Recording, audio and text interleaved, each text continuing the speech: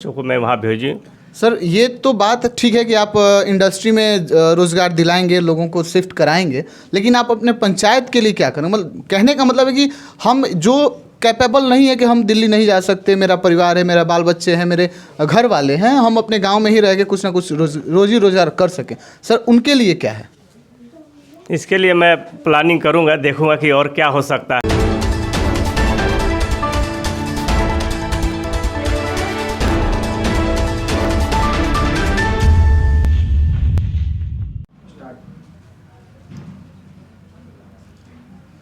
बिहार में पंचायती चुनाव का दौर जारी है और ऑलमोस्ट आधा से ज़्यादा तक उसके नतीजे भी सामने आ चुके हैं। ऐसे में मैं मौजूद हूँ शिवसागर प्रखंड के पड़री पंचायत में, और हमारे साथ आप जो फूल माला से सुशोभित इंसान को देख रहे हैं, ये हैं जय चौरसिया, जिन्होंने पंचायती राज में मुखिया पद से विजय प्राप्त किया है। और उसके साथ इस पंचायत के सरपंच जी भी हमारे साथ मौजूद हैं, जिन्होंने भी जीत हासिल की है। और इन पे इनकी जनता, इनके पंचायत के लोग और वो मतदाता जो कि अपना अधिकार इनके ऊपर न्यौछावर किए हैं, और इनको वो अधिकार दिए हैं कि ये आगे चल के उनका प्रतिनिधित्व करें और अच्छा से अच्छा काम करें और अपने पंचायत को एक विकसित पंचायत बनाएं।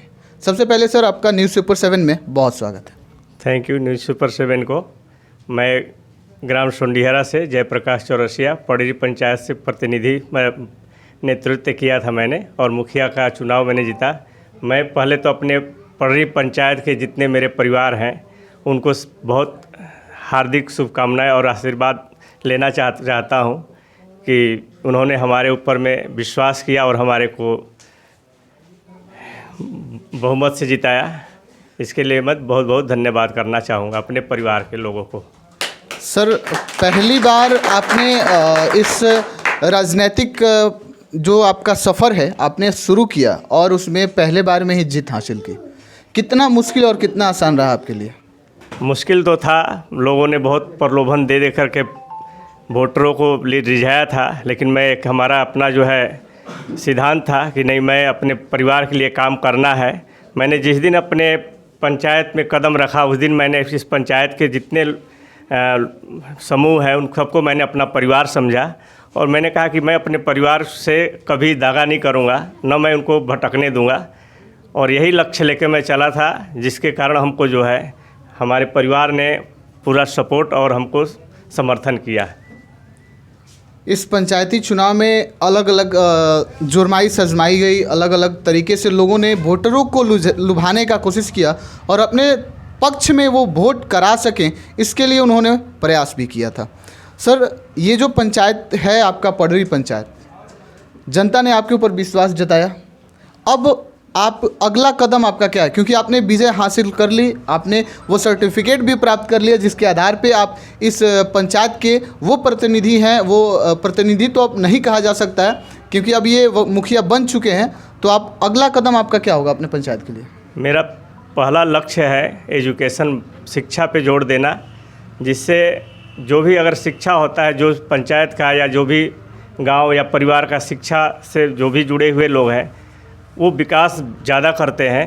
क्योंकि मेरे पंचायत के लोगों का आर्थिक स्थिति उतना सुदृढ़ नहीं है, तो मैं यही चाहता हूं कि वो शिक्षा से आगे बढ़े, जिससे समाज में उनकी जो है मान सम्मान बढ़े।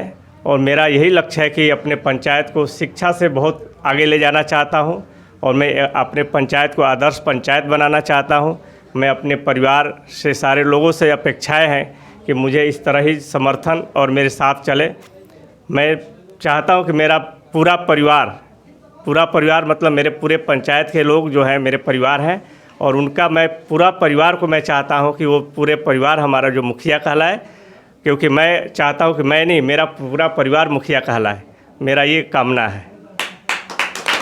मुखिया जी ने कहा कि मेरी यही कामना है कि मैंने तो जीत हासिल की है, लेकिन ये जीत अपने पंचायत वासियों को दे रहे हैं, और उनको भी वो हक है कि जिस तरीके से उन्होंने मेरे पे विश्वास जताया है और मेरे पे वो फेथ किए हैं, तो उनका काम भी हो। शिक्षा की बात कर रहे हैं सर आप, विद्यालयों में, ग्रामीण विद्यालयों में अक्सर देखा जाता है कि स्कूल अक्सर टाइम पे नहीं होते हैं, बच्चे पढ़ने नहीं जाते, कुछ बच्चे जाते हैं तो कुछ मनमानियाँ भी होती रहती हैं। ऐसे में विद्यालय, सरकारी विद्यालय, खासतौर पर हम सरकारी विद्यालय के बारे में बात करेंगे, उसके लिए किस तरीके से आप काम करना चाहेंगे? मैं हर गांव में एक कमेटी बनाना चाहता हूं, जिस पे सारे लोग जो है इस शिक्षा पे, सफाई पे, मतलब और जो भी योजनाएं हैं वो कमेटी जो है उसको फॉलो अप करेगी। जहां कमियां होगी उसको जो है दूर किया जाएगा। और हमारी कमेटी जो है शिक्षा पे जो है बेहतर ध्यान देंगे हम लोग, ये हमारी मंशा है। शिक्षा तो हो गई, ये रही शिक्षा की बात। सर, अभी गांव में आपने देखा होगा आवास योजना, नल जल योजना, ऐसी तमाम योजनाएं हैं जिसका लाभ वास्तविक में और जमीनी स्तर पर यदि हम बात करें तो बहुत लोग उससे अछूते रह गए हैं। इसके लिए मुखिया जी क्या करेंगे आगे? अब ये योजनाएं हैं, हम चाहेंगे कि जितनी योजनाएं आ रही हैं, जो गरीब परिवार हैं उनको जो है योजनाओं का लाभ मिले। और मैं चाहता हूं कि मेरा जो है पंचायत में करप्शन जीरो टॉलरेंस में रहे, जिससे लोगों को, क्योंकि हम देखते हैं कि जो एक मजदूर आदमी है वो 300-400 कमाता है।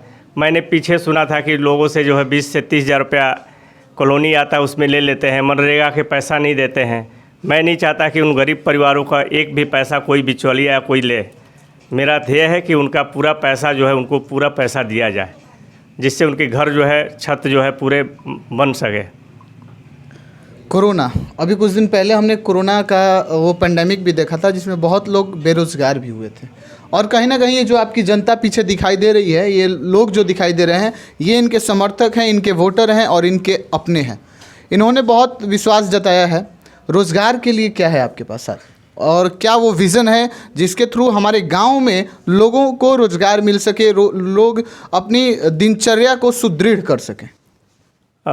मेरा तो पहले से भी ध्येय रहा है कि रोज़गार दिलाने का। तो मैं दिल्ली में बहुत कुछ दिनों से रह रहा था, तो इंडस्ट्रीज प्लांटों में मेरा कुछ है पैठ, जो हम लोग जो है अपने गांव के लोगों को भी ले जा कर के सर्विस दिलवाया है। मैं बहुत बड़ा तो नहीं, लेकिन 10,000 15,000 के बीच में जो है मैं एक जॉब कोशिश करूंगा कि हर साल जो है ज़्यादा से ज़्यादा लोगों को, मैं अपने परिवार के बच्चों को मैं वहाँ भेजूँ। सर, ये तो बात ठीक है कि आप इंडस्ट्री में रोज़गार दिलाएंगे, लोगों को शिफ्ट कराएंगे, लेकिन आप अपने पंचायत के लिए क्या करें? मतलब कहने का मतलब है कि हम जो कैपेबल नहीं है कि हम दिल्ली नहीं जा सकते, मेरा परिवार है, मेरा बाल बच्चे हैं, मेरे घर वाले हैं, हम अपने गांव में ही रह के कुछ ना कुछ रोजी रोज़गार कर सकें, सर उनके लिए क्या है? इसके लिए मैं प्लानिंग करूंगा, देखूंगा कि और क्या हो सकता है, क्या क्या योजनाएं हैं सरकार का, उस योजनाओं को हम अपने पंचायत में कोशिश करेंगे लाने के लिए, और उसी में बेरोजगार लोगों को रोज़गार दिलवाने का कोशिश करना है। सर, राशन आवंटन, क्योंकि बहुत सारी बातें होती हैं, अक्सर ये सामने आता है कि जो राशन का आवंटन है, लोगों की ये शिकायतें रही है। हम लोग, हमारी जो टीम है वो अलग अलग जगहों पे पूरे चुनाव में दौरा करते रही है और घूमते रही है। इस दौर में सर अलग अलग जगहों से और ख़ास कर इस क्षेत्र से, आपकी भी पंचायत से ये चीज़ें थी और बाकी जगहों पे, कि जो राशन का आवंटन होता है उसमें भी कहीं ना कहीं मतलब मिसमैचिंग हो रहा है, जो कि मानक है कि उनको इतना मिलना चाहिए, ऐसे राशन का आवंटन होना चाहिए। अगर ये सही तरीके से नहीं हो रहा है तो जो आप नवनिर्वाचित हुए हैं, क्योंकि अभी अभी आपने जीत हासिल की है, तो इस पर आपका क्या कदम होगा? मुझे इसके बारे में बहुत विशेष तो नहीं, लेकिन मैं ये कोशिश ज़रूर करूँगा कि उनको सही तरह से वितरण हो और जिनको जितना मिलना चाहिए वो हक उनके मिले। ये मुखिया जी ने अभी जो भी कहा है, शिक्षा, रोज़गार, आवास और योजनाएं, इन सारी चीज़ों पे ये बोले हैं कि काम करेंगे और आगे देखते रहेंगे। न्यूज़ सुपर 7 वो भी काम करेगी कि आने वाले अगले 5 वर्षों में किस प्रकार से पडरी पंचायत का विकास हो रहा है। समय समय पर हम लोग मुखिया जी से मिलते रहेंगे। और हमारे साथ अब एक और प्रत्याशी जो कि जीत हासिल किए हैं, यहाँ के सरपंच, क्योंकि होता क्या है कि जो हमारा ग्रामीण परिवेश है, ग्रामीण जो व्यवस्थाएं बनाई गई है, इसमें सरपंच का एक बहुत अहम रोल हो जाता है। ऐसे में सबसे पहले सर न्यूज़ सुपर 7 पर आपका भी स्वागत है। तो सर, मैं सहुआ से संजय प्रसाद चौरसिया। यहाँ जो हमारे गांव के विकास के है, तो विकास तो हम लोग नहीं कर पाते हैं, न कि हम लोग पंचायती के दौर में हैं। तो गांव में हम सोच रहे हैं कि कोई भी ऐसा जो मामला फंसा हो, हम मुखिया जी और गांव के लोग मिल करके उसको हम लोग सही ढंग से अपना वितरण करें। ग्रामीण क्षेत्रों में जैसा कि मुखिया जी ने अभी कहा कि इन सारे पैमानों पे ये काम करेंगे, और इनमें आपका कितना सहयोग होगा इनके प्रति?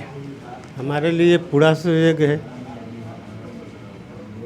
कितना मुश्किल और कितना आसान रहा, क्योंकि ये सवाल बहुत लाजमी हो जाता है एक प्रत्याशी के लिए, क्योंकि बहुत सारे प्रत्याशी होते हैं अपने अपने तरीके से भाग्य का आजमाइश करते हैं, आपने भी किया है। कितना आसान रहा सफ़र आपके लिए? आसान तो हमारे लिए बहुत बढ़िया था। हमारे लिए जो ग्रामीण जनता है, हमारे भाई बहन सभी लोग के सहयोग से हम लोग बहुत अच्छे से किए। तो अभी आप सुन रहे थे सरपंच जी को। हम बाकी जगहों पे भी मिलते रहेंगे, अलग अलग प्रत्याशियों से भी आपको मिलाते रहेंगे। फ़िलहाल हम अभी मौजूद थे पड़री पंचायत में, जहाँ के नवनिर्वाचित मुखिया जय चौरसिया जी हमसे अभी बात कर रहे थे, और इन्होंने बताया कि इनके क्या हैं एजेंडे, इनके क्या हैं आगे के कदम, जिसके आधार पे ये अपने पंचायत को एक विकसित और एक सुदृढ़ पंचायत बनाने का कोशिश करेंगे। बहुत बहुत धन्यवाद सर, जो आपने हमारे चैनल को टाइम दिया। Thank you. मैं मीडिया को और अपने परिवार के लोगों को मैं बहुत बहुत आभारी हूँ जिन्होंने हमको अवसर दिया है। आप देखते रहिए न्यूज़ सुपर 7। तब तक हमारी पूरी टीम को दीजिए इजाज़त। धन्यवाद।